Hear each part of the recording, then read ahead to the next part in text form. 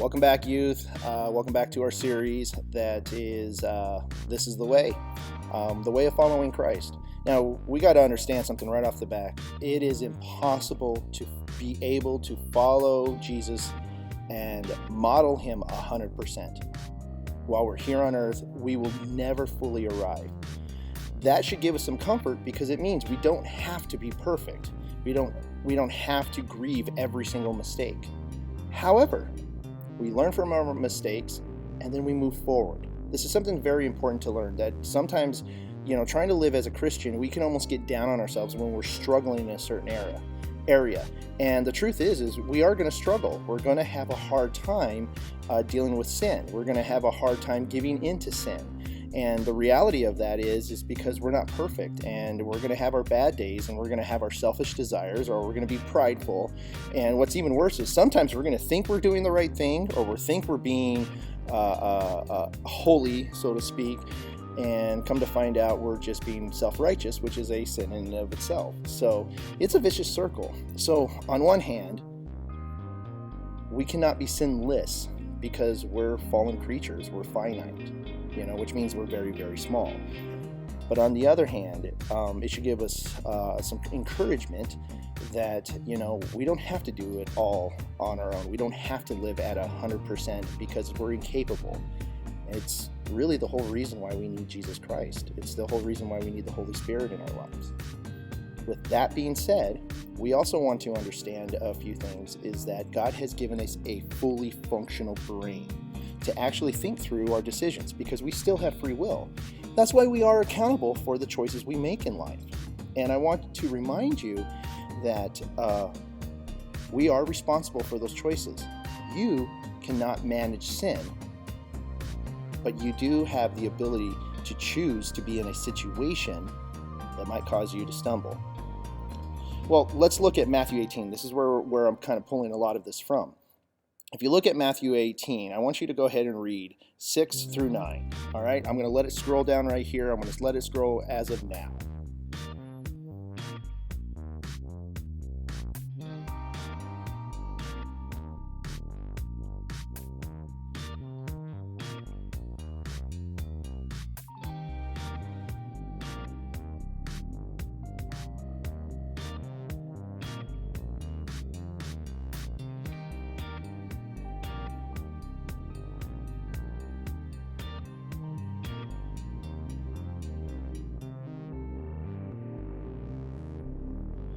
Okay, as many of you have seen here, it is actually connected to what we talked about a few weeks about, being humble, about, who is the greatest in the kingdom of heaven, and Jesus puts a child there. But in 6, he also kind of gives a little bit of a warning. He goes, look, you're supposed to be childlike. But I'm going to tell you, if any of you adults causes one of these little ones to stumble, the little ones who believe in Jesus to stumble, to sin, to send them down a pathway, whether it's by trauma, or whether it is by teaching them things that are wrong. He has a really harsh way. He says, it is better for them to have a large millstone hung around their neck and be drowned in the depths of the sea.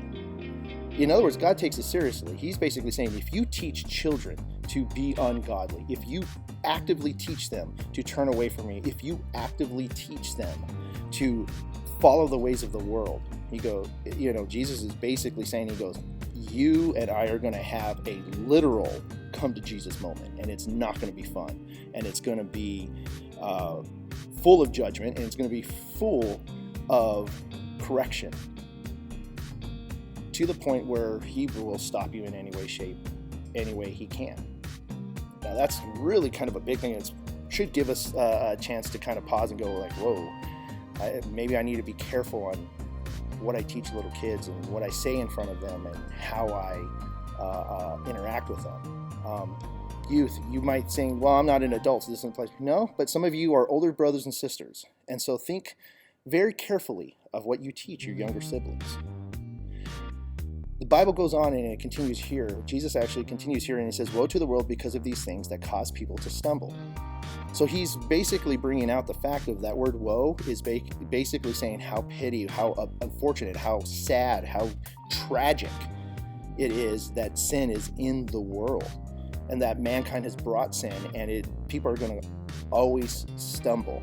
And he gets there right here where he says, such things must come, but woe to the person in whom they come.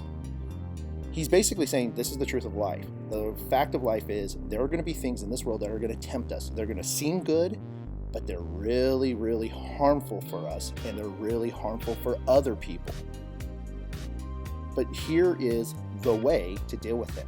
Now, you're going to hear it, and you're going to be like, oh my gosh, that sounds very extreme. It is extreme, but not in the way that you think. Let me go on.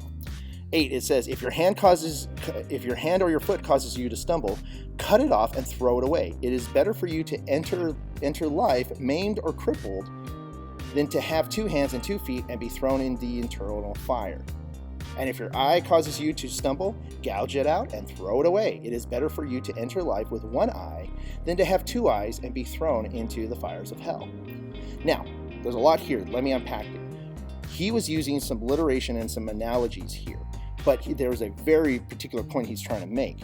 He is not literally saying, if you are someone who steals, cut off your hand. If you're someone who looks at people the wrong way, whether it's out of lust or just giving them the stink eye, gouge out your eyes. That's not necessarily what Jesus was getting at. Even people of that day understood he was making a very specific point. What he was saying is, there is no way you're going to manage sin. You're incapable of managing sin, which means you must do what you can to avoid it. So let me put that in terms that we can understand. If you find that you're completely addicted to your phone and that you're always using it for gossip, you're always not listening to people and giving people time, then maybe you should move to a flip phone.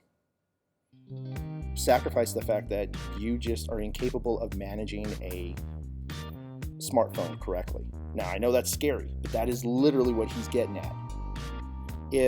Another thing is maybe you are a person who gossips too much. Well, if you're around a group of people and they're talking about this or that and you just know yourself, then maybe you have to sacrifice being a part of that group for a moment and say, hey, I'm going to go take for a walk, or removing yourself from the situation. If you're a person who struggles with impure thoughts or sexual temptation, then maybe you don't do alone dates. You don't be alone with the opposite sex for a very long time. There might be other people who can handle these things, but if you know you can't, then you have to avoid it. You have to cut it out of your life. If you are in a situation that always makes you angry, then maybe you avoid that situation, because the reality is you can't help it. It is in our nature to sin. And so for each and every one of us, it's different. And whatever it is for you of where you struggle with, this could be anything from pornography on the internet, this could be gossip, this could be anger, this could be stealing, whatever it may be, you must remove yourself from the situation. This is what Jesus is getting at. He is saying, he goes, look, you're incapable of sin. That's why I came. That's why Jesus came. Because he knew mankind couldn't deal with sin. They couldn't erase it from their lives. They couldn't even atone for it. But Jesus, being who he is, came to this earth, died on the cross for our sins, rose again the 3 day, conquering death, and satisfied and made sure that we can connect with God. Because all these things that we've talked about disconnect us from God first and foremost, and disconnect us from people, and even disconnect us from ourselves. How many of you guys have fallen into whatever sin it may be and you just hate yourself for it? You just feel so bad. You just feel like, oh my, I'm the worst person.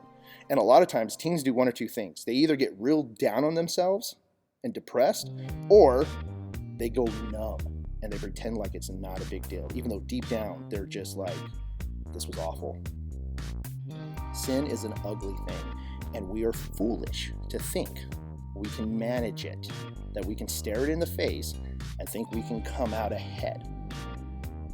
What is Christ telling us to do? He's saying, avoid those situations. Turn away, walk away, flee those situations. Know yourself well enough. Allow me to teach you who you are. And in those few moments where you can't run away, then you got to rely on me to be able to get you through it. So what is this passage talking about when it talks about, avoiding sin? It is basically saying, do what it takes, sacrifice what it takes to be able to live a life full of love and a life that is like Christ. This is the way.